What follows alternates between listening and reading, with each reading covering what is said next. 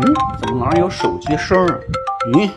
这还2万块钱，这粗心大意的。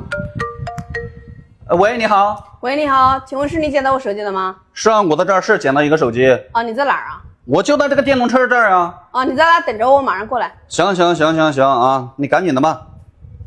这么粗心大意，还有2万块钱。是你捡到我手机了？哎，你怎么来这么快呀？我在附近办事儿就来了。那你先手机解个锁，看一下是不是你的。啊，还真是你的呀。是吧？指纹解锁。以后小心点，在外面注意点。这钱这是吧？没有摄像头，人捡着就走了，知道吧？谁在这儿等着你来拿钱呀？啊，没事我就走了啊。等一下，咋了？你刚刚这就2万块钱呢？是2万块钱呀？不是，我刚在银行取的是3万块钱，怎么可能就剩下2万块钱？是不是你拿的呀？你开玩笑，拉我了，知道啊？是不是？我刚过来，是不是？听见电话声响，人马上接了电话，你就来了，是不是？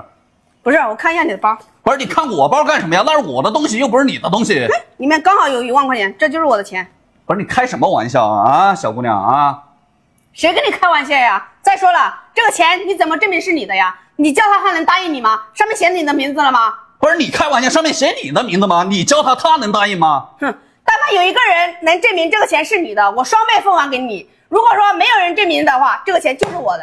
不是，小姑娘，你这么做啊，只会让好人更寒心啊！现在这个世道本身就是好人难做，是不是？你这么干不是让好人更难心吗？谁愿意再做好人呀？你别跟我废话，我告诉你，这个实在是要讲证据的，你怎么能证明这个钱是你的呀？你在那儿还要证据是吧？好，我今天不把你绳之于法，心服口服啊，我就不信言啊！来，屏幕前的家人们，请你们帮我证明一下啊！我这个1万块钱在我包里，是我从早上银行里面刚取出来的，那是要给我员工老父亲在医院的救命钱，他还在那儿诬陷说这个钱是他的，知道吧？请你们帮我证明一下，好吧？